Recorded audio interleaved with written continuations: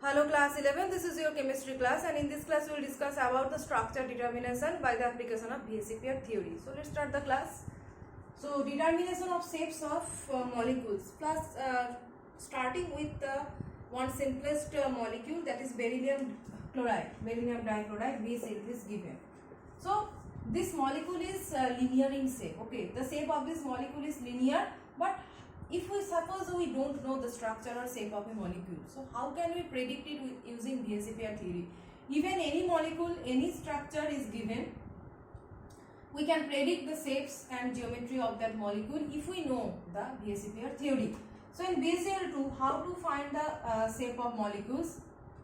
There is particular rule or way to find out the shape. First one is, we have to first step one is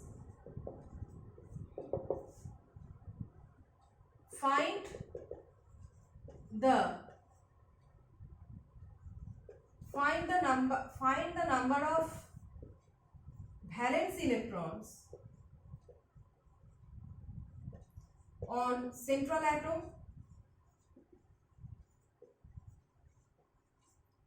Step 2 is find oxidation state of central atom. Okay. Step 3 is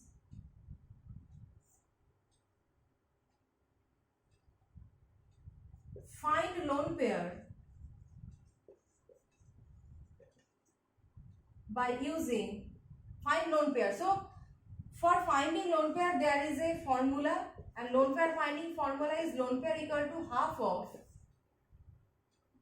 valence electron minus oxidation state. I am writing it in phrase. Lone pair equal to half of valence shell electrons minus oxidation state. Okay. So what are the steps? First, you will suppose this one here, beryllium is the central atom. Our first work is to find out the number of valence electrons on central atom. Second step is we have to find out the oxidation state of our central atom. Third step is we have to find out the number of lone pair of electrons. So how many lone pair of electrons? To find out, we will apply this rule. So we have got number of valence electrons in the first step, we have got the oxidation state in the second step, and now by applying half of valence electrons minus oxidation state, we can find out the number of lone pairs. Step 4 is to find out the number of bond pairs. How many bonds are there? Find how many, obviously sigma bonds. During the application of this rule to find out the shape, you only find the sigma bonds. Don't consider pi bonds. Okay. So find how many sigma bonds are present. This is step 4, and the step 5 is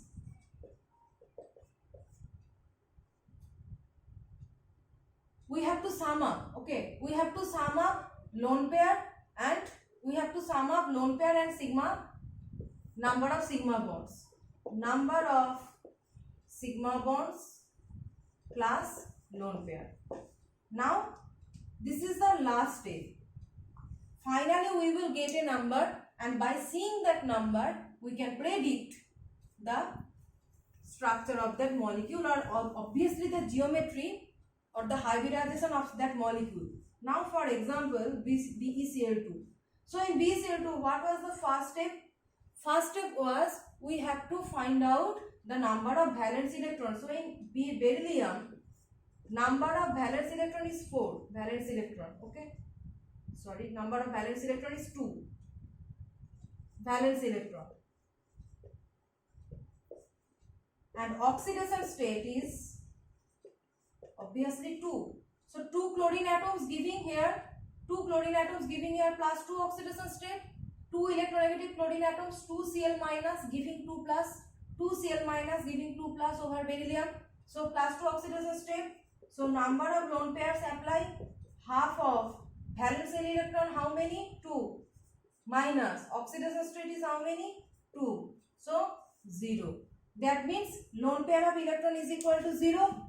Next is find how many sigma bonds are present. How many sigma bonds? One beryllium is attached with 2 chlorine atoms. So 2 sigma bonds, obviously 2 sigma bonds, right? So we have reached up to step number 4. First, see the steps carefully. Step number 1, find the valence electron. Valence electron is 2. Find oxidation state. 2 Cl minus giving 2 plus charge. So oxidation state is 2. Mod value you will take. Don't take the charge. Plus charge, minus charge, don't take. Just take the mod value. Oxidation state 2. Third step is find lone pair. Half of valence electron 2. Oxidation state minus 2. So number of lone pair of electron is 0. So beryllium chloride does not contain any lone pair of electrons. Fourth step is how many sigma bonds are present. Number of sigma bonds. So you can see one beryllium atom is attached with 2 chlorine atoms. That means 2 sigma bonds. So 2 sigma bonds. First and the last step is you have to sum up number of sigma bonds and the number of lone pair. So number of lone pair is 0 and number of sigma bond is 2. So number of sigma bond is 2 and number of lone pair is 0. So number of lone pair is 0 and number of sigma bond is 2. So we have got 2. Now finally in the step 5 we have got a number and that is 2. Now depending on this number there are several hybridizations given and hybridization predict the structure of that molecule. So when the number is 2 we will say that this one is sp structure. Okay, sp structure. Why sp?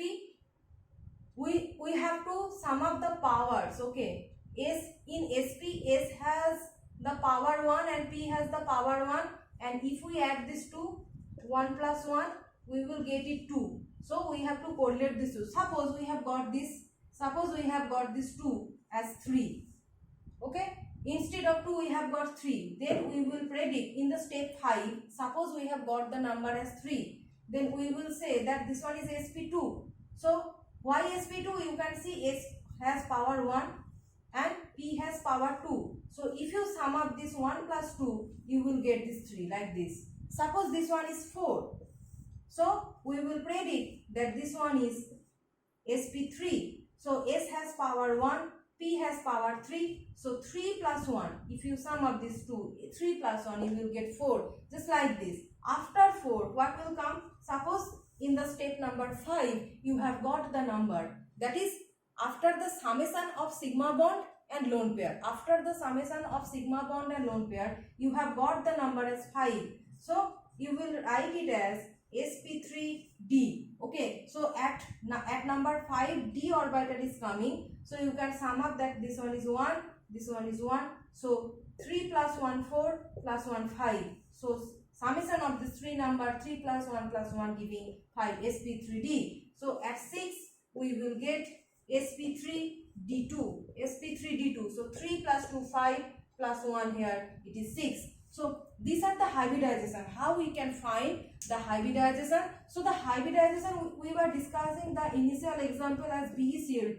So the hybridization of BeCl2 is sp. Okay, just like in the step 5 we have got 2. So this one is sp hybridization. And you don't know about sp3d, sp3d2, this type of hybridization structures, but you know about these 3 structures.